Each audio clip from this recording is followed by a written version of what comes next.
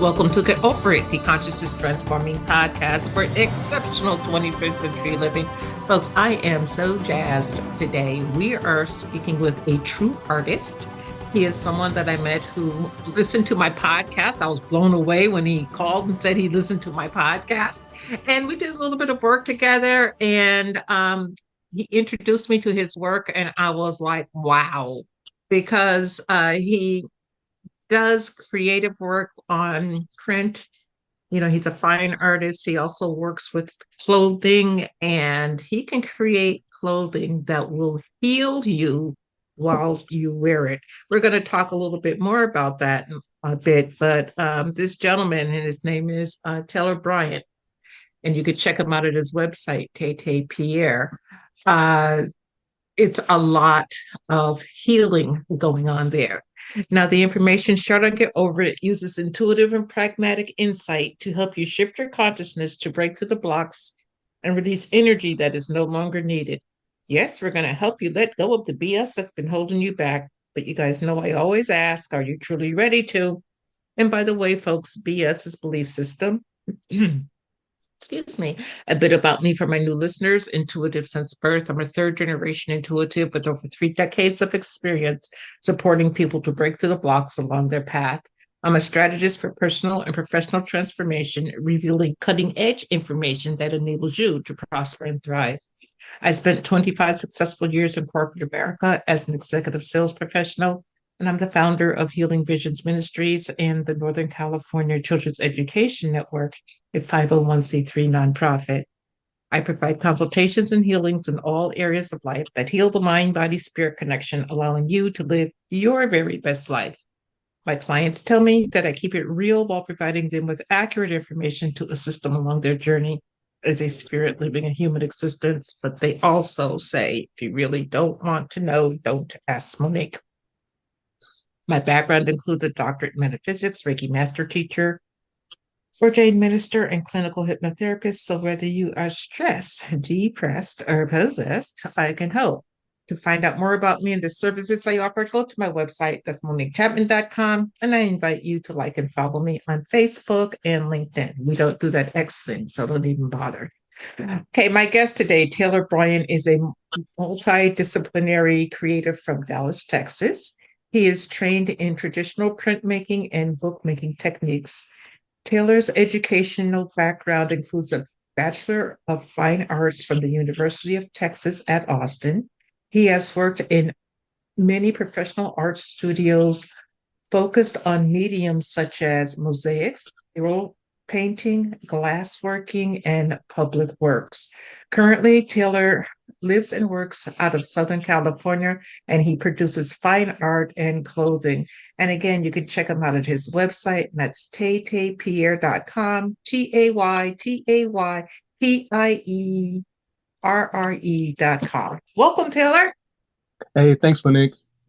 Hey, it's so great to have you. Because I said you called and I'm like, how did you hear about me? And you said, I listened to your podcast, and you remember my reaction. I was completely freaked out and blown away. So thank you, thank you, thank you. You're such a talented young man. I really appreciate the fact that you picked up the phone and called, and we had the opportunity to meet. So why don't we fill the audience in a little bit about your general background, like where you're from, were you artistic as a kid, or was it something you learned later? Give us a little capsule version of Taylor. So I'm originally from Dallas, Texas, and my family's from all over, mostly like Texas and New York. And yeah, I was creative as a kid, but really coming into being a visual creative, that happened more so when I was in like my early 20s. Uh, I did all different kinds of like creative things as a kid, but I didn't really consider myself an artist. I think I was going through like a rough patch in my early 20s, and I really turned to art to sort of like help me heal and like get through that period. And then because my mother and my stepfather are both artists, I sort of looked at it differently. And I was like, well, I have all this training that I didn't realize I had in terms of an aesthetic eye and just certain kinds of standards. So when I started making visual art, uh, I sort of tapped into like another part of myself. And then I realized like I wanted to develop it. So uh, yeah, I just sort of got into making visual art as a way to like Mhm. help myself move through like a rough season. Okay, So so you were healing yourself way back when. I don't know if you were conscious that it was healing, but at least it made you feel better. So you knew to go down that path when yeah. things were kind of upside down. And when you went to school, did they teach anything regarding, I know they taught all the basics of art and all of that, but they bring the Mhm. consciousness of what art can do for people, or was it that just outside of the scope of the class? I think that was outside the scope of the class, but I think it's something that sort of struck me. I've always been interested in history, but I feel like Mm-hmm. history is very like, it changes depending on the times. And what I noticed with art, like, it was definitely, it indicated like humanity's level of consciousness or intelligence based on what kind of art you could see. Studying art history, like I just realized like you needed to have certain kinds of tools or perspective to really be able to create like pieces from like the Hellenistic era with their proportions or certain kinds of paints during like the Renaissance or late Renaissance. It's just super fascinating. Uh, Mm-hmm. yeah. Wow. I love your enthusiasm behind all that you have to say. So, okay, so you've got this art thing going on, and it's making you Yeah. feel better. So, you know, it's going to make other people feel better. How does looking at art itself, whether it's clothing, a painting, a mural, how does that consciousness come into our body and how does it heal? What are your thoughts about that? So I think in terms of relating consciousness to consciousness or like information from person to person, the right idea really struck me when I got into printmaking and Mm-hmm. understanding the history of printmaking and uh, you know the Gutenberg Bible and how that was one of the first books to be mass printed and just like how ideas traveled from person to person. I think the Mm-hmm. same thing happens in art. I'm really interested in textiles from Ghana, and Hmm. they believe that they could code information into the weaving. So how they weaved their textiles and the colors that they used and the patterns was meant to signify certain kinds of messages.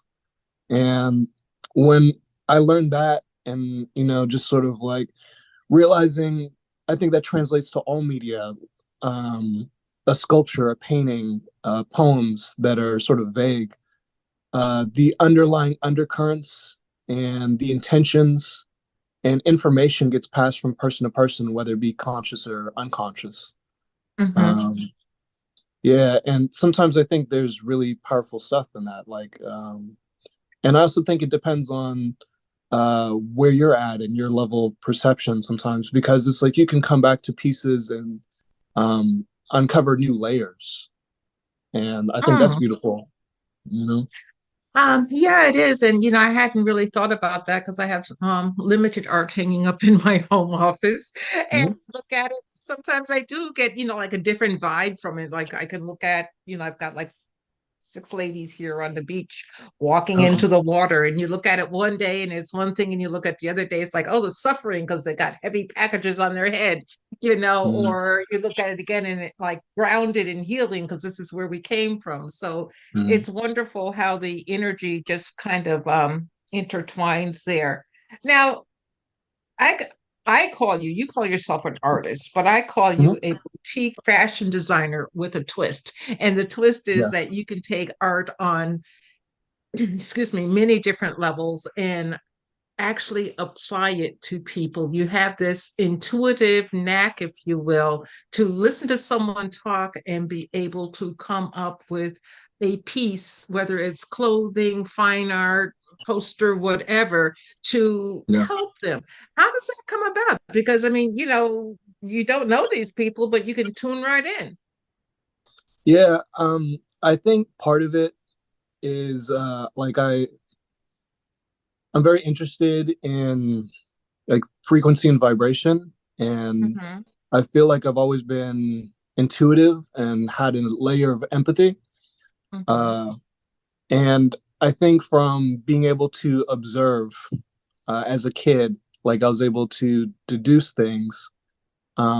And then as I got older, I was able to feel into things and just building upon observation and feeling into things. I think I reached a point where I was able to have discussions with people and pick up little things and then be able to sort of feel into uh, what would be the best way to proceed in terms of making a piece for them or doing creative services for them. mm-hmm. A lot of people, and I also think just working in different studios in relationship to, because I feel, excuse me, getting excited. Uh, It's okay. I feel like when you work with people as a creative Mm-hmm, professionally, providing service, sometimes they don't have the language to describe what they want. mm-hmm, Um, so you have to sort of meet them where they're at and then be able to take them where they want to go. Um, and I think just being able to combine that with my other intuitive faculties has led me to a specific place. Yeah. Hmm. Interesting, because it sounds like you do what I do. You just do it with color and clothes and other mediums where I just talk. So Mm-hmm. you give someone like a focal point, if you will, excuse me, to focus on and then move forward. So why is wearing clothes, because we need them because they won't let us go nude, at least not yet. Why is choosing your color of clothes so important, especially if you're working through something, because I know that if I'm having a down day, and Yeah. we all have them, folks. And if I put on yellow or gold or red, I instantly feel better. And if I Mm-hmm. want to keep my pity party going, I put on a darker color like a brown. So why is it so important? How do we navigate that, the colors and our health? Um, well, like I'm a big proponent of color therapy. Um, Mhm, and I feel like in a lot of the environments I've lived, there have been a lot of dominant colors. mhm, And I really enjoy clothing as communication and like clothing as expression and clothing as a means to elevate your mood or keep a certain kind of mood going. mhm, Um, because when I was younger, I didn't really have a lot of clothes, or actually, like, I had a period where I got like really cool clothes. And mhm. then, like, as I got older, like, I couldn't afford clothes. And then when it got to the space where it's like, I was very particular about things and I liked finding unique pieces. And then it got to another point where I felt like everything was the same. So I wanted to take on making my own clothes. Mhm, Um, because I really enjoy color. And I feel like um, currently a lot of people are really into the earth tones and mhm, like monochromatic colors. Uh, but I feel like there's so much richness in clothing from other cultures, and I don't want to just go down a lane where some of uh, that vibrancy, some of that culture doesn't get appreciated in mainstream American culture. So Okay. Well, yeah, that's really interesting because my son that we've talked during the years, and my yeah, son that's the same age as you is getting married, and he's marrying an Indian girl, so I get to play with Indian fabrics and all. yeah, And when you put it on, it's a different feel. It's a yes, different feel between the Indian clothes, the African clothes, and American clothes. I mean, it's when I put on African-based clothes, it's like I'm grounded. mm, Like the energy goes to my first chakra and I'm grounded to earth. And the Indian clothes a that's little bit interesting. foreign for me. So it's like I get like these waves of, well, I feel good, I'm content, but not quite myself because I haven't fully integrated that into my system. Mm, So talk to us about how, because you said that you really like the Ghanaian, I believe, Prince. So yeah, how can, even if you are not Ghanaian or have any interest really in the Ghanaians as a people, mm. how can we utilize a swatch or a piece of clothing from them to help us feel a whole lot better? Mm. I think it's interesting how you're talking about how the African style clothing make you feel one way and the Indian style clothing make you feel a different way. Mm-hmm. When I first started making clothes, I could notice the energy in the clothes that I was making. And the goal was ultimately to have people feel great in the clothes. So, putting good energy into the clothes, just like cooking. And Mm, um, sometimes it would, freak me out if like I was in like a weird space and I made some clothes. Like I didn't know whether or not to put that out there. But then also seeing that sometimes that serves a purpose too. It's like it fits a mood, like someone's really attracted to that um they vibrate with that, they resonate with that. mm-hmm. Um you're talking about, something that may be out of your culture, but you're attracted to it. Like um I'm of mixed race and I've always been attracted to uh African cultures. Mm-hmm.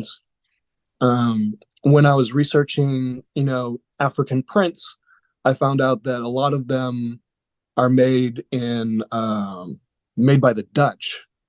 Hmm. So, um, there's sort of like a interesting connection there because it's like here's something that's typically associated with a country, but it's not necessarily produced in that country. In the country. Yeah. Yeah, Huh. and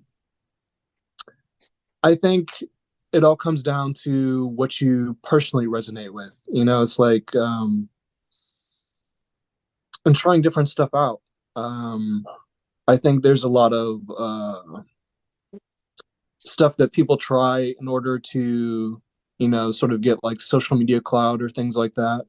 Mm-hmm. Um, but I'm more interested in long term pieces, like something that you want to keep in your closet for a while. So it's like, you know, let all that go because it won't stay. It's like Uh-huh. uh, so. I think trying things out, seeing how they feel, seeing how your body responds to it.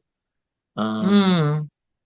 And I feel like when you start learning about one thing, it just leads to another. Like it creates like a connection, almost like a node point that leads to another point.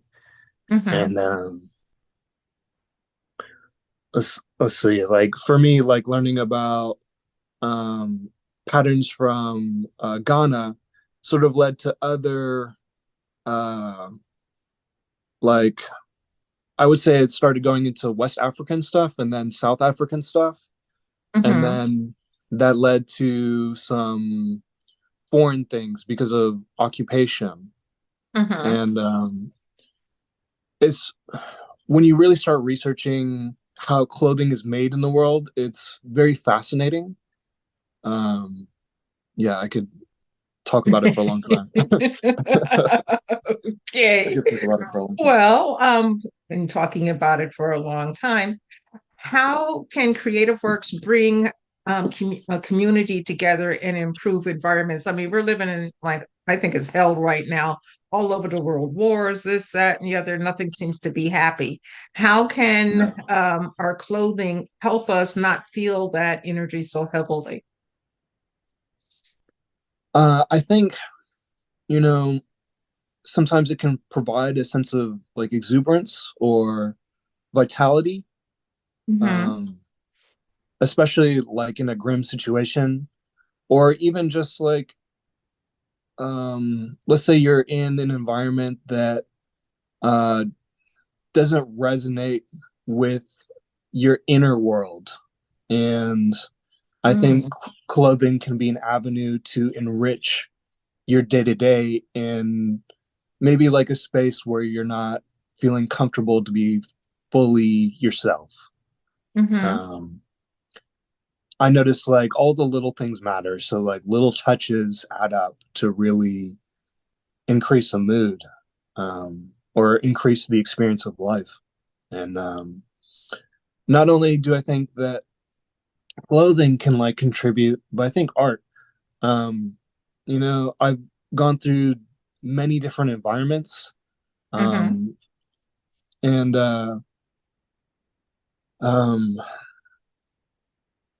where I'm at right now in my life, I'm really about enjoying life because I think it's like a gift and it's precious, and it Mm-hmm. also depends like how you perceive it. Like what your perception is, and I'm coming to realize there's like almost an infinite number of perceptions about how you can perceive life, and you can change the dial and choose like how you want to see things. And I think life is really beautiful, and I like the idea of beautifying environments and creating spaces where um, individuals can feel themselves, Mm-hmm. um, and also like individuals can come together as individuals and have community and feel appreciated and a sense of connection. And in my experience of working on public projects or projects for um,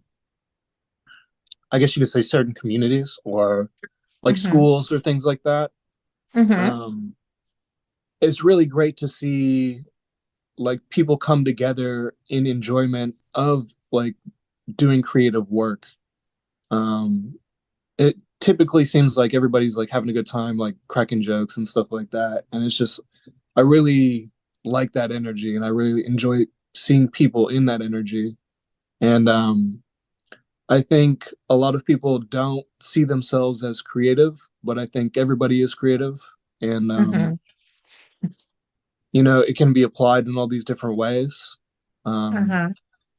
and I think seeing people access their creativity and then recognize themselves as creatives is a certain kind of power and like a certain kind of freedom.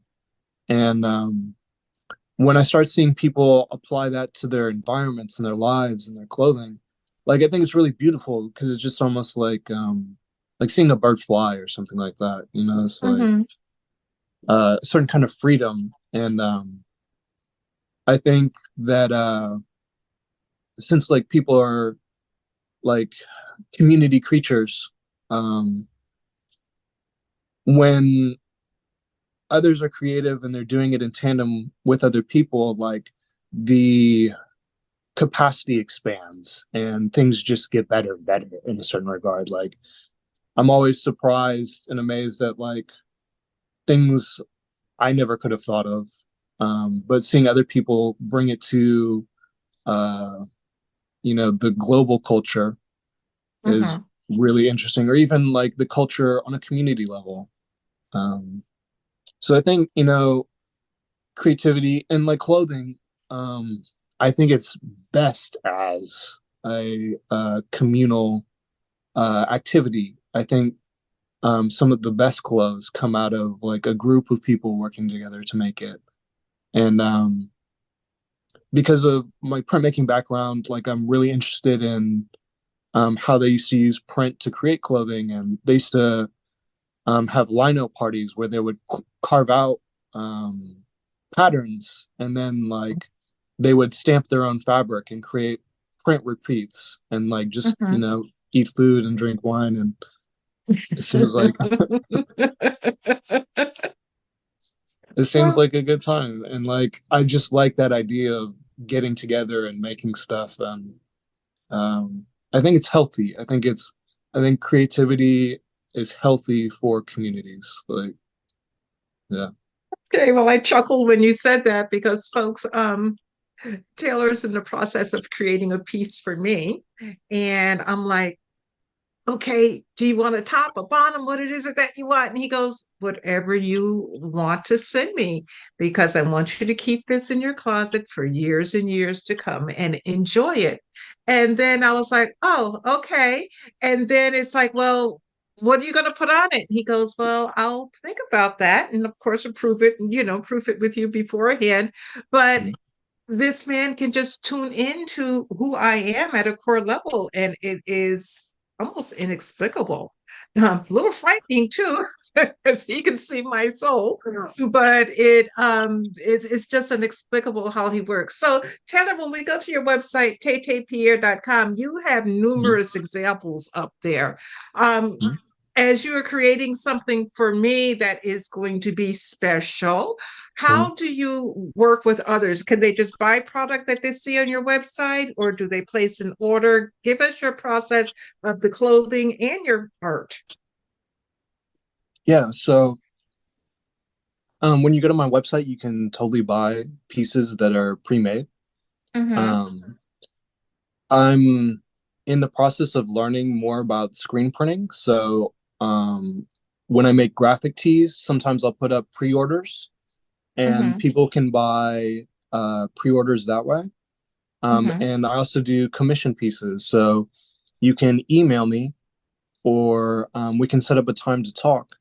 And when I do commissions, especially regarding clothing, I like to communicate and get a feel for where the person's at, what kind of colors they like, and what they're generally attracted to. So I can create um, pieces or a piece based on, things that they love, basically. Okay. Is Uh, there a such thing as a negative color? I don't think that there is. Okay. Um, I A lot of people say like black and dark browns and dark purples are just like ugh. I think that there are positive and negative qualities to all colors. Mm-hmm. Um, yeah. Okay. And people that can order right from your website if they want, or do they have to contact you? How does that work? They can order right from my website. There's a about tab on my website where you can send an email. Mm-hmm. I also have a email which is taytaypierre@gmail.com that people can email. Okay. Yeah. And that's TAY, folks, just, TAY, and just you, in case you want to contact him like today. Taylor, I've enjoyed our time together. As I said, you're working on a piece for me, and I know I'm going to love it. And I will actually share that online once it's done. But Oh, awesome. folks, go to Pierre.com and check out his work. He's his own little Picasso, the way I put it, and his pieces are quite unique. And the energy that is given in those pieces, his pieces are created with love. Okay. And I mean, you can tell it. And if he creates something that he wasn't such in love energy at the time, that shows too. But those days are gone, and he's just creating with love. And I absolutely, positively love it. So, Taylor, could you give us a pearl of wisdom regarding art, clothes, color, however, whatever you want to talk about? Yeah. I think art is precious. Like, I think it's important to um, humanity. I think it is like the real indicator of where we've been and where we can go. And I think anybody can be a creative. Um, and I think art can be used for many different things. And I think it can be used for healing to love. Yeah. Wow.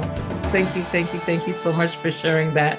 And Taylor, thank you for sharing your time this morning. I greatly appreciate it. And Thank I you. know that you're welcome, and I know the audience does too. And everyone, please remember that the most important choice that you can make is what you choose to make important. Consider making the masterful choice of wearing wearable healing art. Abundant blessings, light and love to all. Agape.